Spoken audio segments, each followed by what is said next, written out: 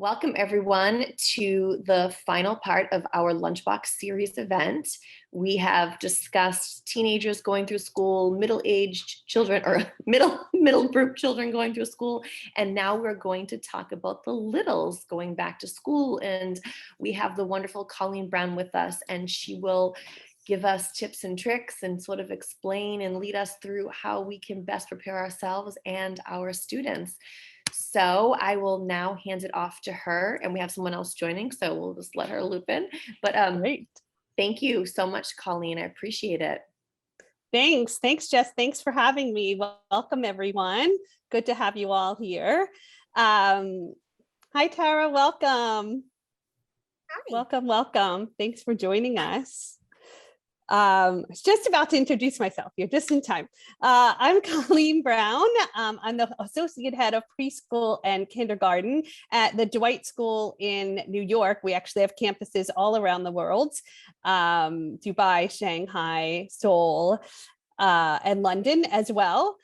We have preschool through 12th grade, but I oversee the preschool and kindergarten. We are back to school for about a week now. Deep in it already, which is very exciting. So I'm just going to share my screen because I have some visual thoughts to share. I'm a visual learner, which is really helpful to me. And then we're happy to take questions along the way. And you'll see that I built that in. Great. Let me present.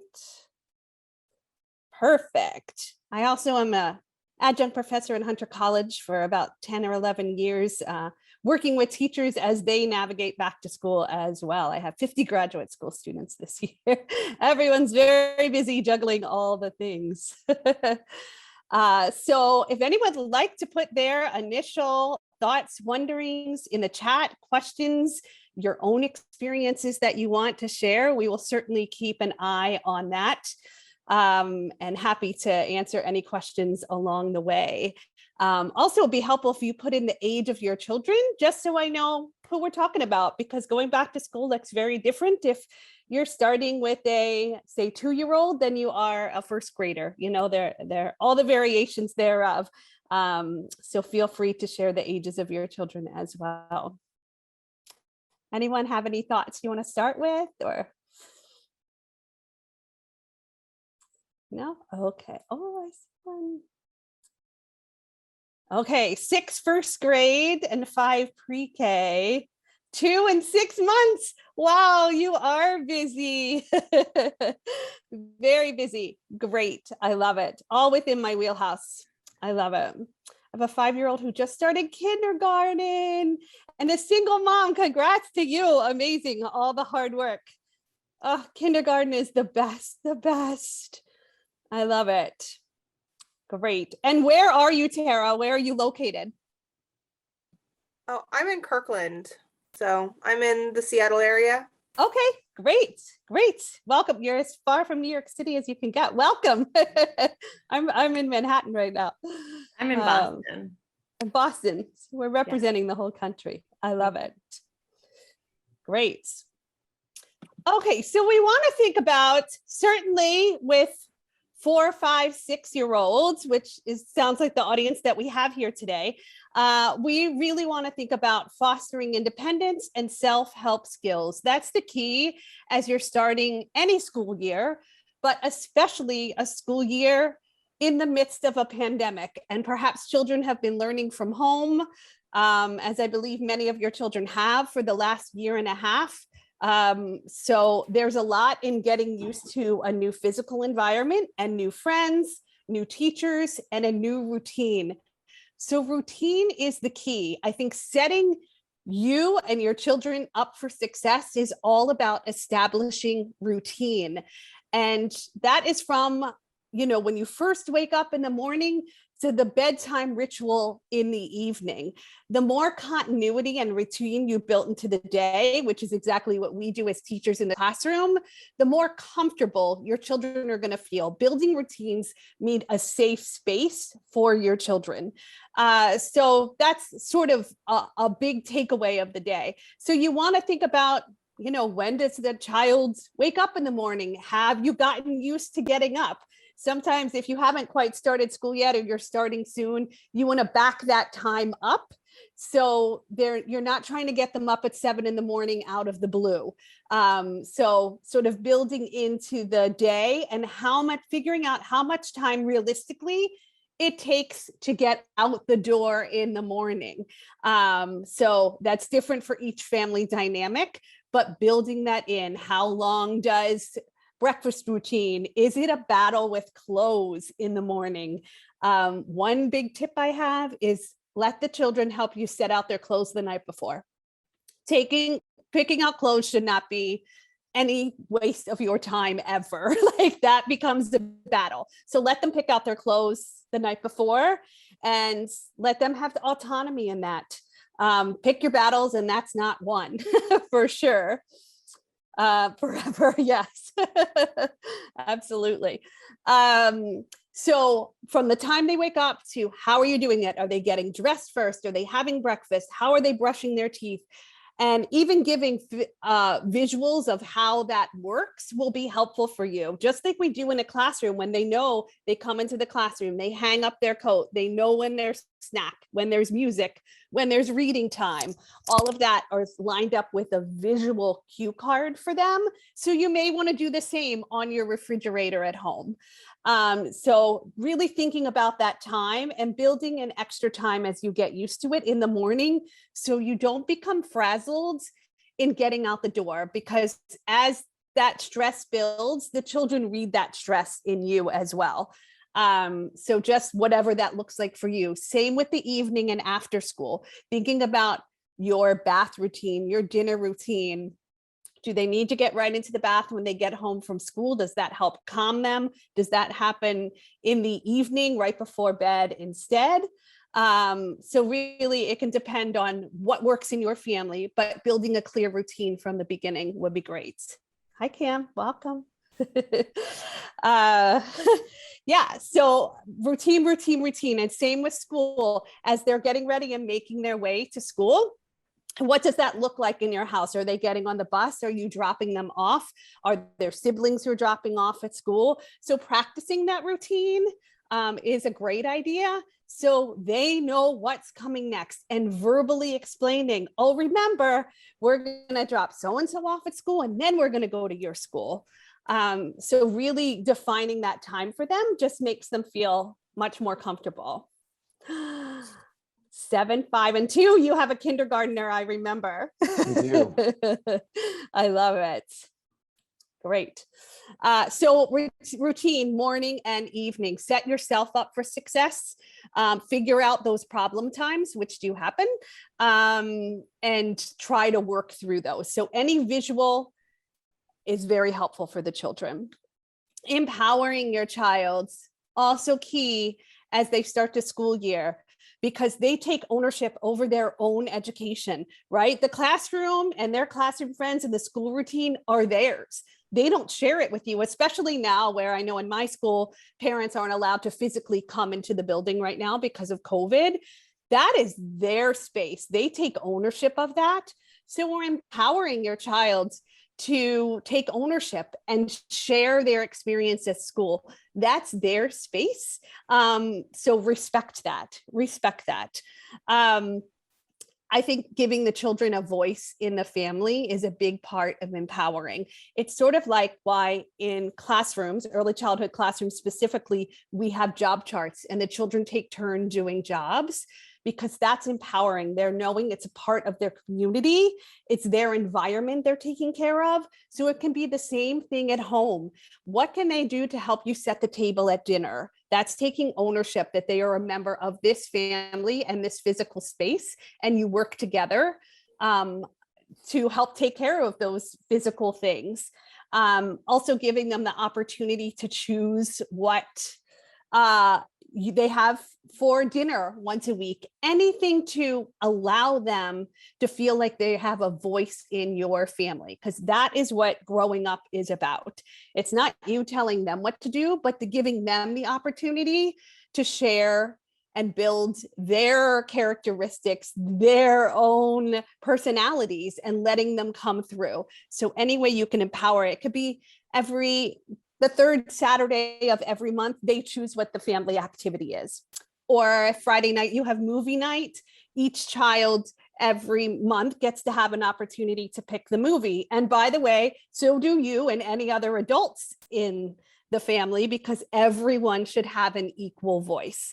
So giving children a chance to be empowered. And we do the same in the classroom.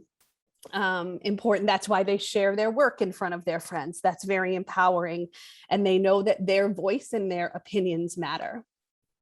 Fostering independence is key, sort of goes with empowering. We really want them to feel that they have ownership over themselves and the choices that they're making. And then in turn, what consequences come from that. So please give them the opportunity to pick out their clothes. To maybe the week on Sunday, they decide for the entire week what they're going to have for breakfast, and you print it on a little menu. So then that helps you also with the morning routine, and you don't have to go back and forth of, oh, you made me eggs, I wanted pancakes, and that becomes a battle. If they help choose it at the beginning of the week, it's already laid out for them, which is awesome.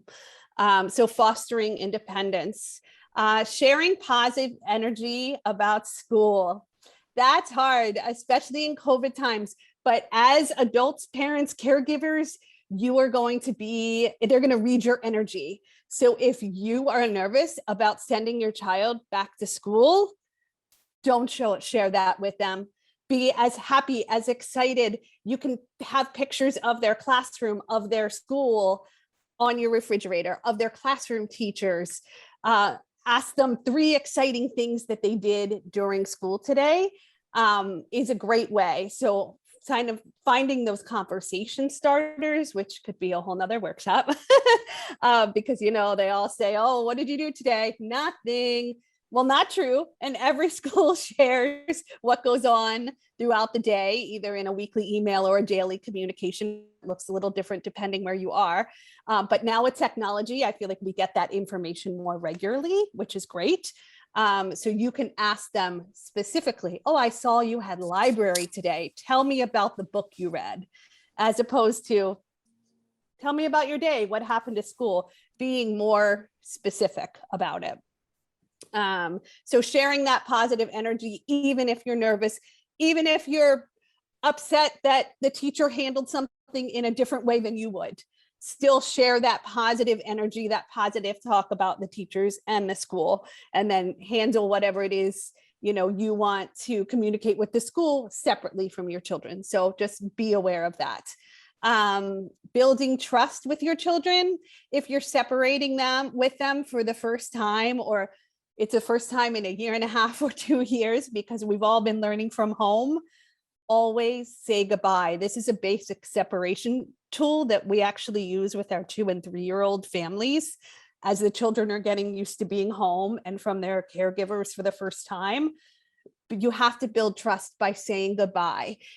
It's the teacher's job to relationship build with the children. So if you happen to leave the classroom, or you're at the school door and your child is crying that day, they're having a hard time, they had a hard morning, they're having a hard time saying goodbye to you, you have to build the trust by saying goodbye, you're safe here, I'll see you after whatever, after you have gym class, it's the end of the day, I'll pick you up then. Give them a concrete time that they know. But never say, oh, it looks like my child's comfortable, and walk away from them, because then you're losing the trust. They need to know that you're leaving, but then it's the school and teacher's job to make sure that they feel safe in that new environment.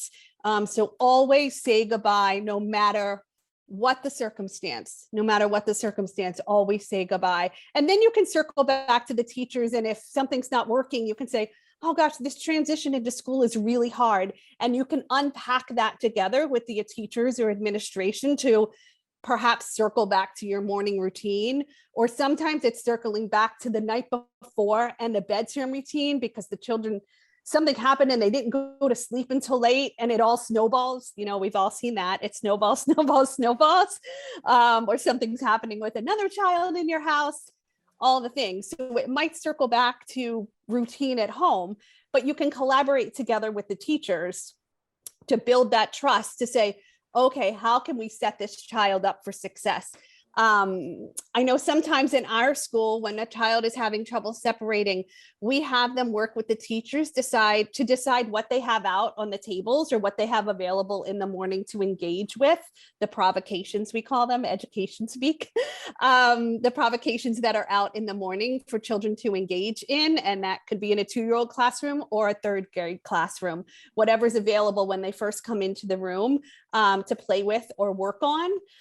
It could be that the child is helping to choose those materials. So then they already know what they're walking into, and they're super excited about the Play-Doh and those zoo animals that we have with the Play-Doh, because they helped make that choice, which is it comes full circle, which is empowering the child to have more independence and knowing that their voice is valued in the world. So that's a big piece of building trust and saying goodbye. And if something's not working along the way, not a one-off, but several days in a row, you absolutely can talk with those teachers, brainstorm together. I call it pieces of the puzzle, because they may have pieces of the puzzle at school and you have them at home. And when you talk and put them together, it completes the puzzle. And you're like, oh, I didn't realize that was a struggle coming to school this morning. Got it. We can help you with that. And lastly, the visuals. I mentioned earlier, visuals are really important for children. So that schedule, if you can lay it out for them you can have a photo of, breakfast, a photo of your toothbrush, a photo of your outfit you're going to wear, and them doing it. If it's them doing it, even better, because, it's egocentric. It's all about them at this age. So schedule so they know what's coming next. Again, that makes them feel safe. And any photos of the teachers. I know all of our teachers do that at the beginning of the year. They take a photo and send it to the families. And I hear stories of how there's like 5 of them printed out and the teachers are smiling from the refrigerator and smiling from the nightstand next to the bed as they're getting to know familiar faces. And, if your child is struggling with the beginning of school, you can go further with that and have pictures of the outside of school, of your commute to school, of things in the classroom, and they can share even their classroom routine with you. So that's just sort of a way to make it more concrete for children. And then we have, feel free to screenshot this, back to school book recommendations. So these are in order of sort of age. So Owl Babies is very appropriate for younger children, 2-3-year-olds, all the way through to Wembley Worried is appropriate for 2nd graders, 1st, 2nd, kindergartners even. So a great list of resources that we all stay connected, that our grown-ups always come back. That's a big message, that we listen and respect others. So a great list. Let's check our chat. Oh, Owl Babies is your favorite? Yes, great. We love, it's a staple, especially in a 2- and 3-year-old classroom. So sweet. I love it. We love the kissing hands. You love the So kissing? Yes. So much. So much. Oh, good. I'm glad people know these. That's great. The invisible string's a great one too, especially for kindergarten and 1st grade, because it talks about how we all stay connected, and it's not just necessarily family related. It's perfect for COVID times when you can't necessarily physically be with family that may be somewhere else out in the country or the world than you, or they may not be able to see a friend because they're in a different place. And then we're all connected by an invisible string. Really sweet. So not just for separation, but also for people we're not able to see during this time. The invisible web actually builds on that, about community and how we're all connected. Oh, the invisible web, it's called? There's a brand new one, Invisible Web. Oh, okay. Thank you. Sharing resources. I haven't heard of that one. And we also just read The Boy with Big Emotions, and that helped my kiddo a lot. Great. The Boy with Big Emotions. I don't know that one either. I'm buying them from Amazon the moment we hang up. Thank you. Great. All right. So the big takeaway is fostering independence is key. So depending on the makeup of your household and what that looks like for your little being, and because everyone's needs are different, but whatever that looks like in your house, that is the key, because that is what sending children out into the world and to school is all about. As hard as it is for us to let our babies grow up to be independent souls and wonderful beings, that is our job as parents, caregivers, teachers, to create wonderful people who will go out into the world and do good. So that starts literally as early as the day they're born, fostering that independence. All right, so I'm going to stop share so we can chat. If anyone has thoughts, questions, wonderings, anything that worked for you at home would be great. Your advice about letting the children, that connected the children having jobs in school to also giving them jobs at home. We tried to do that, but it's so much easier for me just to be like, I'm going to do it myself. Like, yeah, pain in the butt for you to do it.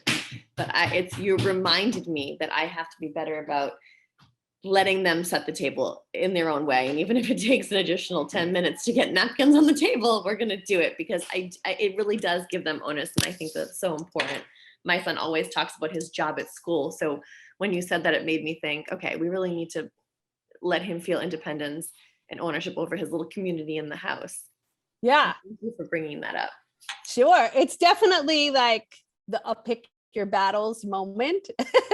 So depending, like the independence could also just be, if it's very time consuming trying to get them to put the napkins out, that when they're done eating, they carry their plate to the counter.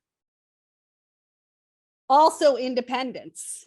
Like, so it doesn't have to be something that ends up making life harder. The whole goal is to make life easier for you. But that still fosters independence because they're learning to take care of their own place. I always found that amazing when I taught in a pre-K classroom, that the children would sort of wait for us to come and throw out their napkins and their garbage afterwards. I'm like, well, why would I do that for you? You're very capable of, we call it make a package, put it all together and carry it to the trash can or wipe down your placemat, or you're very capable of that. So building in those self-help skills. But yes, just be careful not to make life too hard on yourself at the same time. Defeats the purpose for sure. Anyone else have thoughts? Has anyone started back at school? Or is it happening soon? You have? I started last week and the transition's been tough. My kiddo has definitely had a hard time getting used to a new routine and it's been disruptive. So working with the school has been essential to try to kind of help him through. Yeah. And then, just emotional exhausted. I think we've got a good routine already. And so we've just kind of built on that. But last night I was actually cleaning up. We had cleaned up, we'd played with toys. We were cleaning up. And so I had sprayed down the coffee table to wipe things up because he likes to eat snacks there. And he was like, I can do that, Mom. And I handed him the napkin and he was like, look, I'm cleaning this. I did a great job. And then he wanted to role play school. And he's like, I'm really proud of you. You did that right. And I'm like, oh, okay. And then, we had we didn't have an argument, but he was like, I want to wear these shoes. I was like, well, those don't match. He's like, they're blue. My sweater's blue. They match. And I was like, okay, I'll let it go. Yeah. So all of those things are very, very, very true. And we're modeling right now. I love it. Yes, I think definitely with clothing, pick your battles. No peers at his school care if he's wearing 2 different shoes or 2 different socks, or it doesn't match at all. Like, that's not the battle to pick when he's just starting kindergarten. So again, that's having a voice too. Like, great, show your personality. The struggle we're having is friendships. Like, he has one really good friend. And so I'm worried about him. Like, we all walked to school and he was really upset she wasn't with us. And I was like, well, maybe she went earlier. And so and then he also needs to make more friends outside of that. So that's kind of where my my push is right now, is those friendships and the social relationships. So have you tried to make, so the people you walk to school with or the people in your class, have they connected? Do you have like a class list? And, maybe find out, you can even find out from the teacher who he connects with. That's what we always do. Who they connect with in the class that you're not aware of because you're not physically in the class, or who they think would be a good match for him. Yeah. And then connect them, either a play date or reading a book together on Zoom. I know everyone's sort of different places in pandemic times, but connecting them, either virtually in a play date with someone that he does see regularly in class. Yeah, I think that's going to be a next step. I mean, as he kind of progresses, like we're day 4 in, so it's not, I feel like we have a little bit of time to move forward with that, but yeah, agreed. This is helping those friendships, because a lot of his friends, his preschool is further away. So like we have play dates with people, but he doesn't see them on the playground or regularly. But he is also starting to play soccer, so he'll make more friends at his school that way. Great. That's great. Another tip that might be great is building a story with him. So if you do the names of the children in his class, even, or people that he talks about and the teachers, if you literally start a imaginative story with him and add to it every night and use a different character name than your son's name, but then say, started his first day of school, or make it a bunny rabbit, or make it a character like we see on TV. And then every night add a chapter to that book, and together you write a story and about connecting with other people. Sort of that's your goal in mind. And just add a chapter of each adventure that they did. Like whatever, they played soccer together. What happened in that soccer game, to get the wheels spinning around how, and then you're, looping in how to connect and build those friendships. That's a good idea. Thanks. Sure.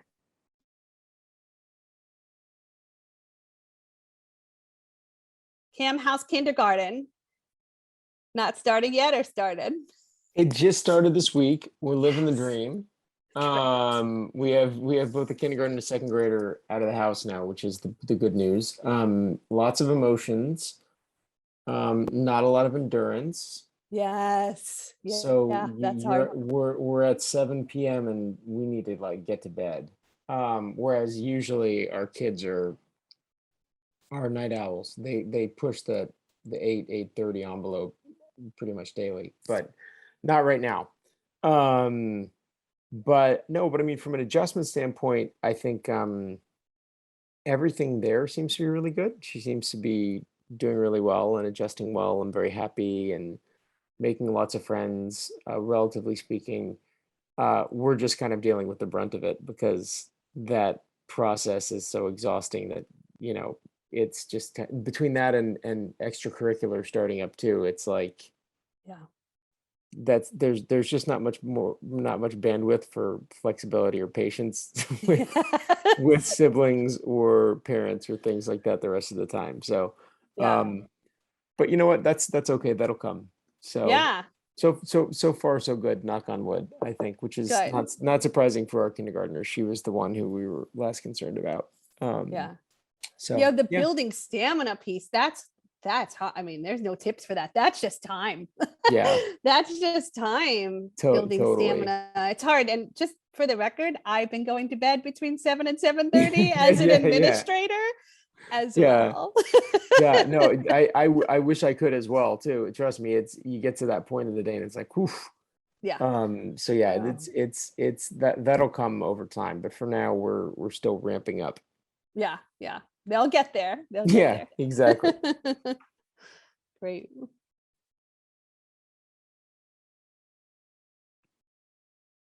Anyone else have thoughts?